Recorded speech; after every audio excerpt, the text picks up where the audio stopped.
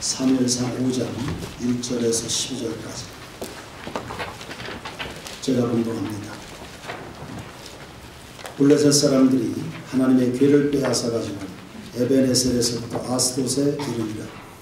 블레셋 사람들이 하나님의 궤를 가지고 다곤의 신전에 들어가서 다곤 곁에 두었더니 아스돗 사람들이 이튿날 일찍 일어나 본즉 다곤이 여호와의 궤 앞에서 엎드러져 그 얼굴이 땅에 닿았는지라. 그들이 다곤을 일으켜 다시 그 자리에 세웠더니 그 이튿날 아침에 그들이 일찍이 일어나 본즉 다곤이 여호와의 궤 앞에서 또다시 엎드러져 얼굴이 땅에 닿았고 그 머리와 두 손목은 끊어져 문지방에 있고 다곤의 몸뚱이만 남았더라. 그러므로 다곤의 제사장들이나 다곤의 신전에 들어가는 자는 오늘까지 아스돗에 있는 다곤의 문지방을 밟지 아니하더라. 여호와의 손이 아스돗 사람에게 엄중히 더하사 독한 종기의 재앙으로 아스돗과 그 지역을 쳐서 망하게 하니 아스돗 사람들이 이를 보고 이르되 이스라엘 신의 궤를 우리와 함께 잊지 못하게 할지라. 그의 손이 우리와 우리 신 다곤을 친다 하고 이에 사람을 보내어 블레셋 사람들의 모든 방백을 모으고 이르되 우리가 이스라엘 신의 궤를 어찌하려 하니 그들이 대답하되 이스라엘 신의 궤를 가드로 옮겨가라 하므로 이스라엘 신의 궤를 옮겨갔더니 그것을 옮겨간 후에 여호와의 손이 심히 큰 환란을 그 성읍에 더하사 성읍 사람들의 작은 자와 큰 자를 다쳐서 독한 종기가 나게 하신지라. 이에 그들이 하나님의 궤를 에그론으로 보내니라.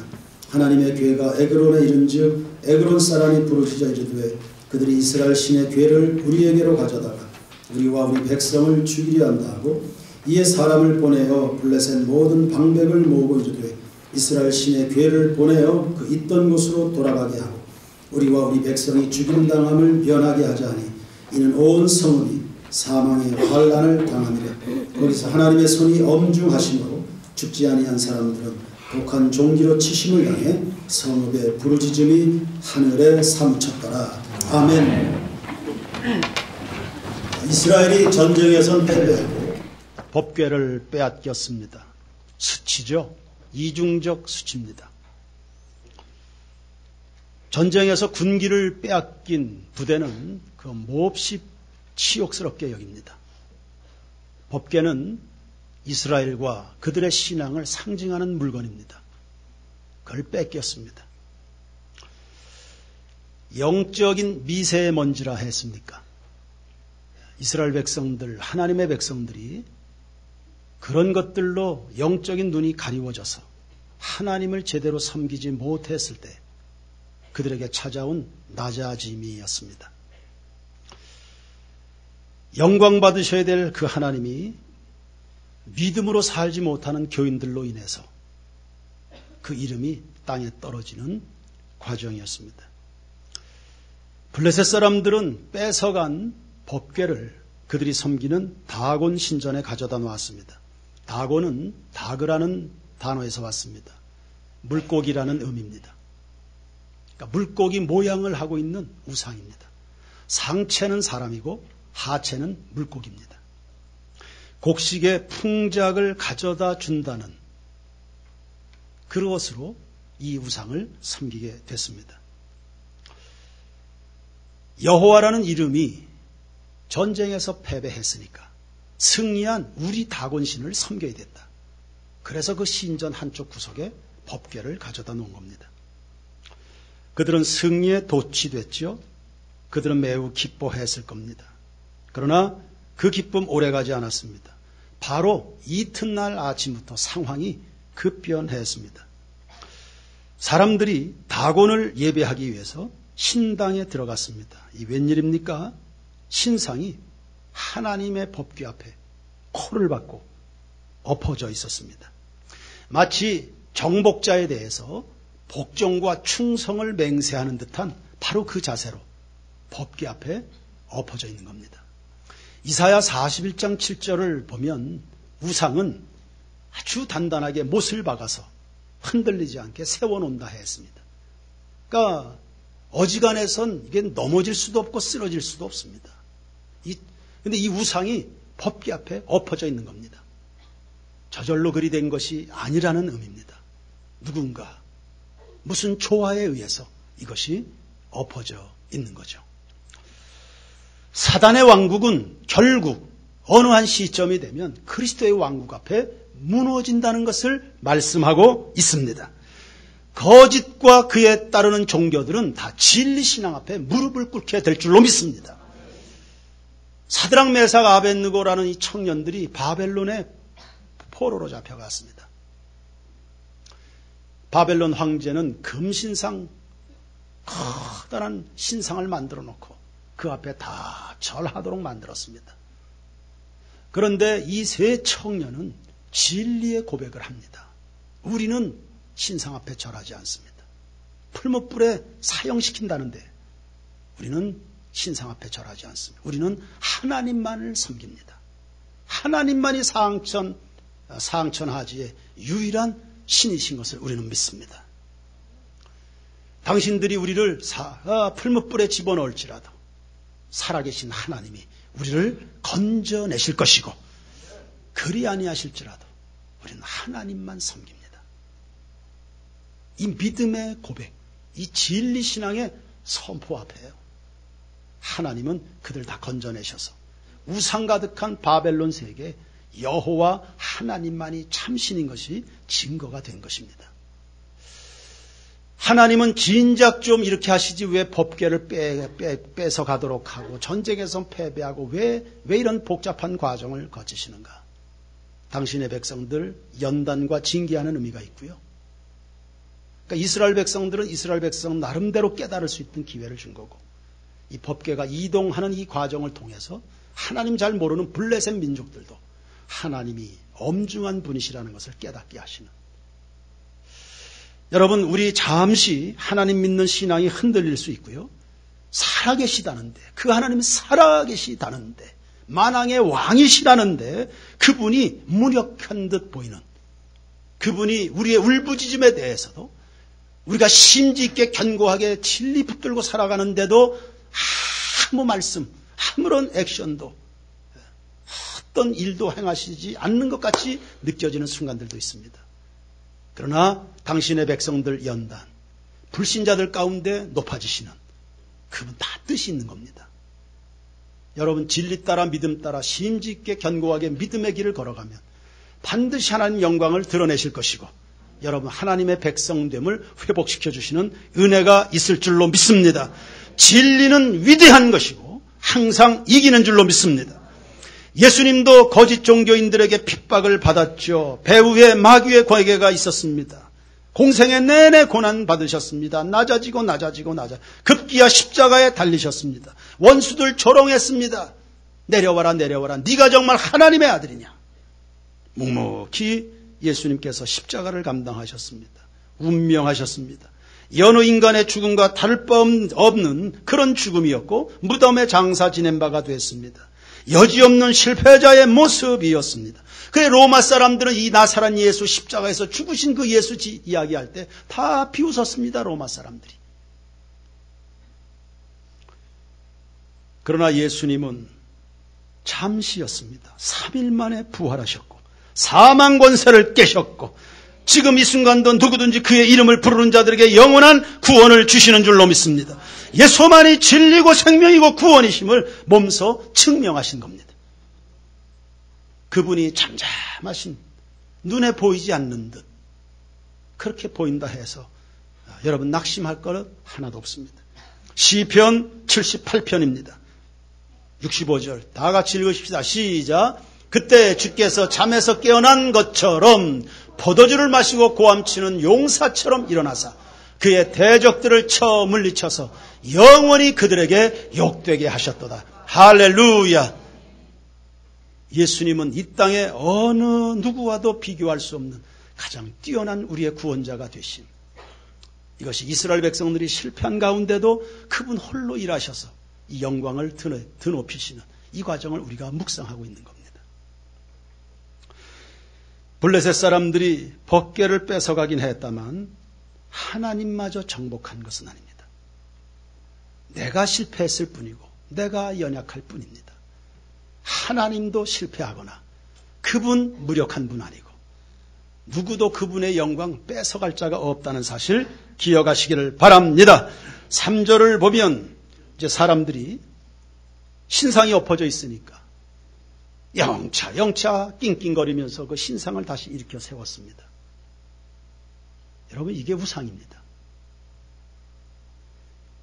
연약하고 연약한 사람들의 도움을 받아서 부축을 받아서 일어나야 되는 신이라면 그게 신일 수 있습니까? 그게 신입니까? 그런 신에게 엎드려서 절하고 도움받기 위해서 기도하고 그런 사람들은 또 얼마나 어리석은 것입니까? 신상을 세웠습니다. 아마 여러 사람들이 동원이 됐을 겁니다. 그들이 나중에 다 증인이 됐겠죠.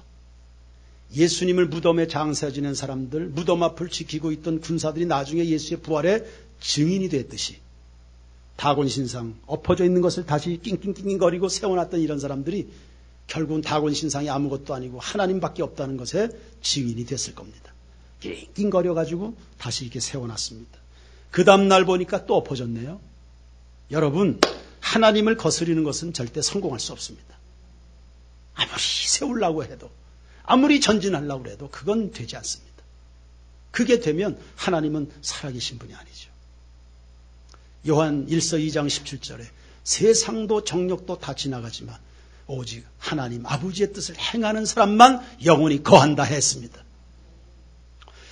또 엎어졌습니다. 세워놨는데 상황이 더욱 안 좋았네요. 섬찟한 광경이 벌어졌습니다.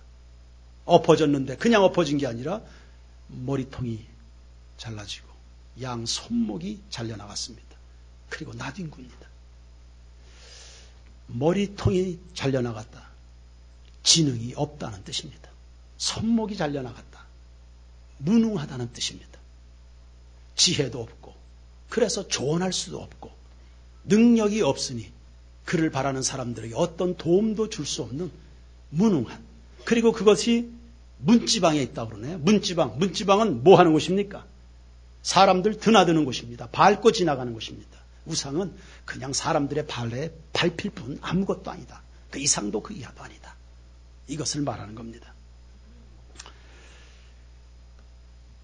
우상 어떤 존재인지 다시 한번 확인해 봅시다. 시편 115편 4절 이하의 말씀을 보시면 다 같이 읽읍시다. 시작. 그들의 우상들은 은과 금이요 사람이 손으로 만든 것이라.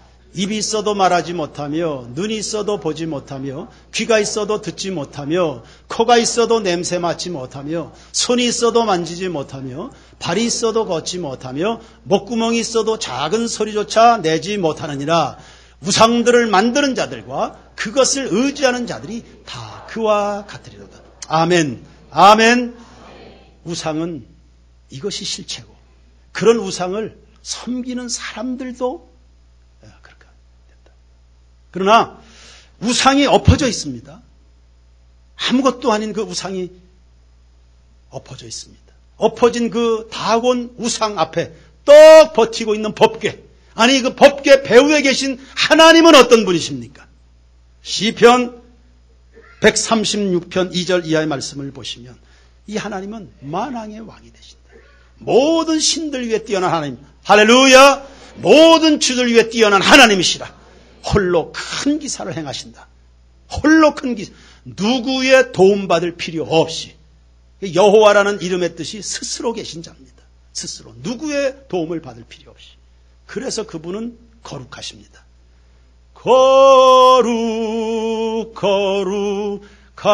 거룩하다 거룩하다 주 하나님 오천능하시니여. 거룩하다. 이 땅의 모든 신들과 본질적으로 다르신 분, 홀로 큰 기사를 행하시는 그 하나님, 우린 그 하나님을 믿고 있습니다. 시편 115편 3절을 또 보시죠. 다 같이 시작. 오직 우리 하나님은 하늘에 계셔서 원하시는 모든 것을 행하신. 할렐루야. 하나님은 하늘에 계시다. 무슨 뜻입니까? 하늘에 계시다. 하늘에 계시다. 이건 그분의 우주적 통치권을 말하는 겁니다. 온 세상을 그분이 만드시고 그분이 오늘도 다스리고 계십니다. 그래서 우리는 그분을 의지하는 겁니다.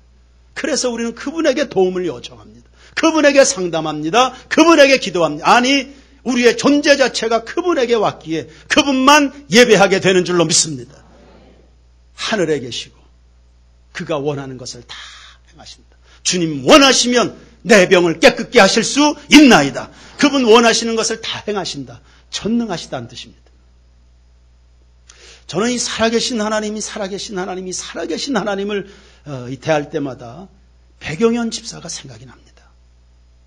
살아계시다. 하나님이 살아계시다. 이 살아계시다는 이 문장에 꽂혀서 그가 예수를 만났거든요. 예수 믿지 않던 형제입니다. 우리 교회 집사님의 전도를 받아서 교회 나오기 시작했습니다. 성경 공부도 하고 하는 중에 오늘 보니까 하나님이 살아계시다. 하나님이 살아계시다. 하나님이 살아계시다. 이 문장을 이 백영현 집사는 청소년 시절부터 좀 멘탈이 약했던 모양입니다. 그래서 조그만 긴장, 누군가에게 뭔가 좀 스트레스를 받고 그러면 이 손 떨리는 증상이 있었습니다. 다른 사람하고 밥도 이게 참 수월하게 먹질 못했습니다. 누가 자기를 쳐다본다, 밥 숟갈 뜨는 손을 누군가 쳐다본다 그러면 그게 긴장이 돼서 이렇게 내 손이 흔들리는. 저랑도 식사를 해본 적 있지만 불과 잠시 전의 이야기입니다. 불과 몇 년 전 이야기입니다. 결혼하기 전에 밥을 먹는데 정말 떨더라고. 이렇게. 그런데 살아계신 하나님이다. 하나님이 살아계시다. 이 문장에 꽂히면서요. 이 병이 치유된 거예요. 하나님이 살아계시다. 하나님이 살아계시다. 하나님이 살아계시다.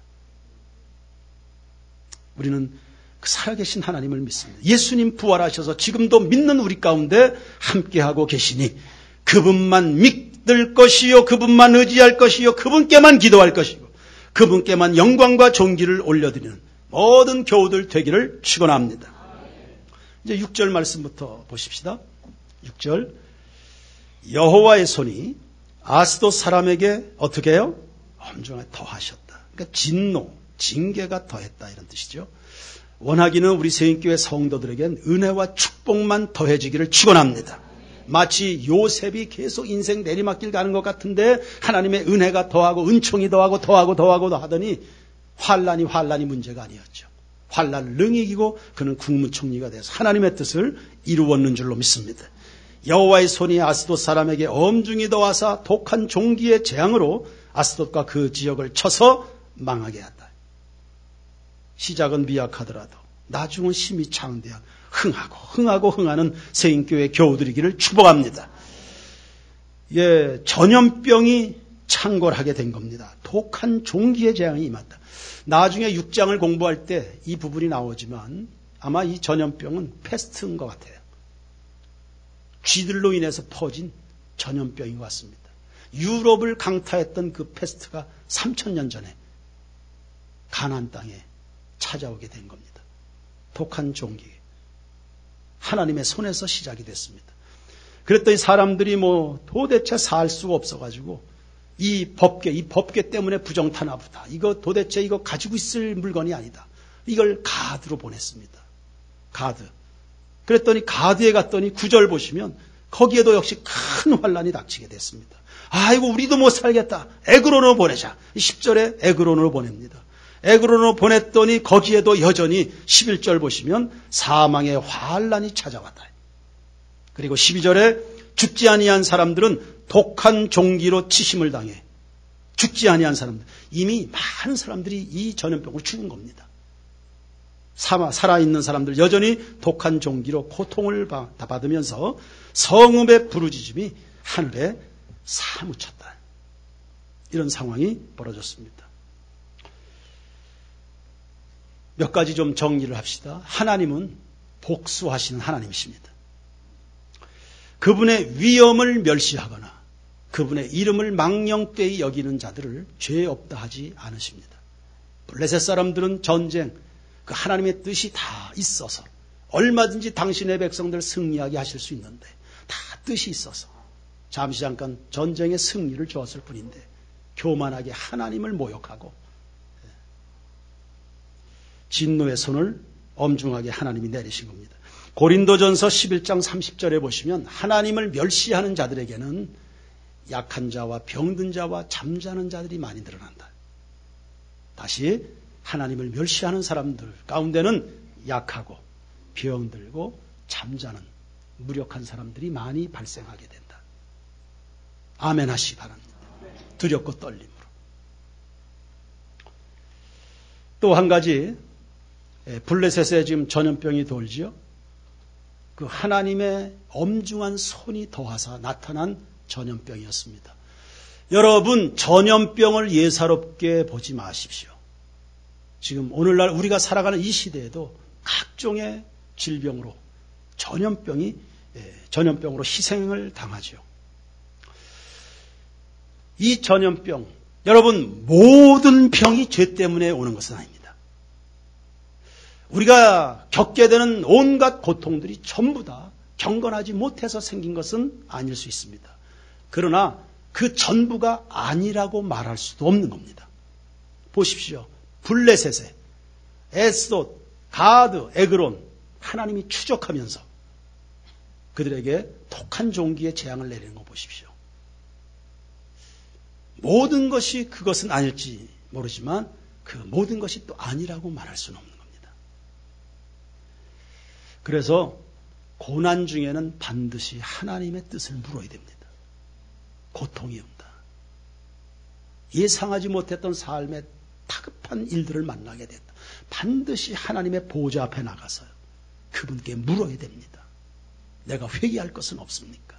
내가 예수를 바로 믿는 것입니까? 내가 진정한 신앙인입니까? 내가 주님의 말씀대로 살아온 것은 맞습니까? 반드시 하나님 앞에 뜻을 물어야 되는 겁니다. 야고보서 5장 13절 이하를 보십시오. 너희 중에 고난당하는 자가 있느냐? 그는 어떻게 해요? 기도해라. 즐거워하는 사람은요? 찬송하고요. 그 다음 너희 중에 병든 자가 있느냐? 그는 교회 장로들을 청할 것이요 주의 이름으로 기름을 바르면서 기도해라. 주의 이름으로. 믿음의 기도는 병든 자를 구원하니 주께서 그를 일으키시리라. 혹시 죄를 범하였을지라도 사하심을 받으리라. 혹시. 그래서 기도하는. 고난 중에는 반드시 하나님께 나가 무릎을 꿇어야 됩니다. 혹시. 우리 성도들 그래서 병원에 입원해 있다 보면 이제 내가 퇴원하면 하나님 앞에 잘 살게요. 그건 바람직한 반응입니다. 그러므로 너희 죄를 서로 고백하며 병 낫기를 위하여 서로 기도해라. 의인의 간구는 역사하는 힘이 큼이니라. 실제로 사람들 가운데 80%는 고난을 당하는 중에 신의 존재를 인식하게 됩니다. 고난은 선물이에요. 그래서 신의 존재를 인식합니다. 그래서 신앙을 갖기 시작합니다. 아니면 신앙을 잃어버렸던 사람들 회복하게 되고 고난을 통해서. 그래 여러분 주변에 여러분도 마찬가지고 주변에 고난당하고 있는 사람들이 있으면 그냥 위로만 하면 안 됩니다. 그리고 그 고난에서 벗어날 수 있도록 기도만 해주면 안 됩니다. 그 고난이 있습니까? 그 사람은 예수 믿게 해줘야 됩니다. 예수 믿도록 예수 믿게 해줘야 됩니다. 하나님 앞에 돌아오라고 그렇게 권면을 해줘야 됩니다. 가르칠 수 있는 기회로 잡아야 돼요. 사랑하는 구역장 여러분, 교회학교 교사 여러분, 그냥 힘내 이렇게 끝나는 게 아닙니다. 어느 날 예수님에게 중풍병자가 왔습니다. 병을 고쳐준 게 아니라 네 죄사함을 받았느니라 했습니다.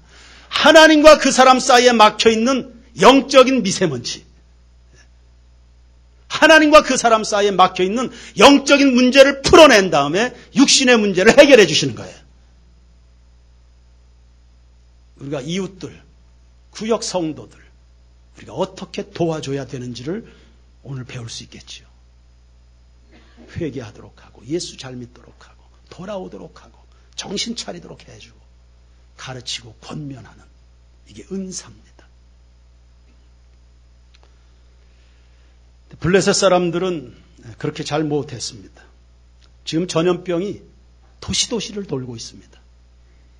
에스돗, 아스돗, 또 가드, 에그론, 다 블레셋의 주요 도시들입니다. 강원도의 주요 도시들은 원주, 춘천, 강릉 이것처럼 하나님의 엄중한 진노가 돌고 도는 거예요. 그런데 이 사람들이 이 고생을 하면서 전염병을 내리신 그 하나님을 두려워하긴 합니다. 사람들이 막 죽어나가니까 막 두려워합니다. 그런데 그 하나님을 섬기진 않습니다. 이게 문제입니다. 이것을 야고보서 2장 19절에 보시면 귀신들의 믿음이라 했습니다. 귀신들도 예수님을 아합니다. 바울이 빌립보에 가서 복음을 증거할 때 한 귀신 들린 여자가 뒤쫓아오면서 살아계신 예수가 살아있는 것 알아요. 그런데 예수님 앞에 굴복하진 않습니다. 마귀가. 그걸 죽은 믿음이라. 예. 그래 말씀이 구구절절 다 옳다는 거 알아요. 그런데 순종은 하지 않아. 하나님의 말씀이 구구절절 옳다는 거 다 알지. 그런데 순종은 하지 않아요. 그게 바로 죽은 믿음이고 귀신들이 가지고 있는 유형의 믿음인 겁니다. 아무런 변화, 아무런 희망이 보이지 않는 거짓된 믿음, 죽은 믿음입니다. 블레셋 사람들은 그 정도 수준입니다. 그래서 그 하나님을 믿진 않고 그냥 법계만 떠나가도록 그냥 법계만 옮겨버리면 날 줄로 알고 여러분 법계 위치에 상관없이 하나님은 온 땅에 임재하고 계십니다. 그분의 재앙도 마찬가지입니다. 법계가 옮겨갔다고 해서 재앙이 멈춰지고 그런 게 아니거든요. 마가복음 5장에 보면 예수님이 거라사인 지방에 가서 군대 귀신 들린 사람을 고쳐주셨습니다. 그 사람의 상황은 정말 말도 못할 상황입니다. 그 사람 고쳐줬습니다. 그 사람에게서 빠져나온 귀신이 돼지떼에게 들어가가지고 수천 마리가 일거에 몰살했습니다. 깜짝 놀랐습니다. 돼지 치던 목동들이 막 깜짝 놀랐습니다. 안 그렇겠습니까? 막 수천 마리의 돼지떼가 갑자기 한 군데로 몰려가가지고 막 떨어져 죽으니까. 겁나죠. 아마 그것이 우리 눈앞에 펼쳐지면 우리도 이게 뭔 일인가 싶어서 겁이 날 겁니다. 그래서 이 목동들이 예수님에게 이 마을에서 가십시오. 떠나가십시오. 이 도시에서 떠나가십시오. 겁이 나가지고. 여러분 지금 예수님은 귀신 들린 사람을 고쳐줬습니다. 여러분 가족 가운데 귀신 들린 사람이 있다. 그 가정은 풍비박산 납니다. 근데 이 사람을 고쳐줬어요. 가정의 기쁨, 즐거움, 웃음을 회복시켜 주신 겁니다. 이런 예수님이라면 예수님, 야 이런 분이시네. 예수님 우리 가정도 신방해 주십시오. 내 문제도 좀 해결해 주시고요. 우리 가정도 좀 도와주십시오. 예수님을 환영하고 모시고 그분을 의지해야지. 떠나가세요. 이렇게 반응을 하는 거예요. 여러분은 어떠신가요? 여러분은 어떠십니까? 블레셋 사람들은 우상이 막 엎드러지고 질병이 도시들을 돌고 그 하나님을 깨닫고 그 하나님 앞에 나와야지. 법계만 옮기려고. 재앙에서만 벗어나고 싶어서 그렇게 행동한 겁니다. 여러분 법궤는 축복된 성물입니다. 그 안에는 말씀이 담겨 있습니다. 생명에서 생명에 이르게 하는 향기입니다. 로마서 1장 17절에 복음에는 하나님의 의가 나타나서 믿음에서 믿음에 이르게 한다. 믿음의 결국은 뭐예요? 영혼의 구원입니다. 이 축복된 말씀입니다. 그 말씀 가운데 하나님은 영광 중에 임재하고 계십니다. 지금도 말씀이 선포되는 이 시간에 여러분 심령마다 살아계신 하나님이 임하고 계신 줄로 믿습니다. 이 축복이거든요. 말씀이 내 심령에 박히는 것은 축복이거든요. 그 주님 임재 가운데 그 말씀 사모하고 붙들고 살아가는 거 이거 비교할 수 없는 축복이거든요. 근데 이 법궤를 떠나가라. 사무엘하 6장 11절을 한번 보십시오. 다 같이 읽을까요? 시작. 여호와의 궤가 석 달을 있었는데 여호와께서 오벳에돔과 그의 온 집에 복을 주시니라. 할렐루야. 오벳에돔의 집에 법궤가 임했습니다. 하나님이 그에게 복을 주셨다. 어떤 사람에게는 법궤가 재앙이 되고 어떤 사람에게는 축복이 되네요. 하나님에 대한 반응의 차이입니다. 사람들은 어리석은 사람들이죠. 혹은 육신에 속한 사람들이죠. 징계를 당한다, 고난이 닥친다. 오히려 마음이 완악해져서 굳어져서 하나님을 거부합니다. 말씀 자체도. 집사님 기도해야 돼. 이런 경우 기도 외에 다른 방법 없어. 그럼 기도하라는 그 말에 짜증내고 하나님의 말씀을 선물로 다른 방법 없다. 이 말씀이 빛이다. 그 말씀을 밀어내고 고난스럽다. 삶의 징계가 있다. 하나님을 밀어낼 게 아니라 내 속에 있는 불신앙과 죄와 탐식과 영적인 어두움을 밀어내야지. 하나님을 밀어내면 안 되지. 시편 73편 25절 이하의 말씀입니다. 하늘에서는 주의 누가 내게 있으리요. 땅에서는 주밖에 내가 사모할 리 없나이다.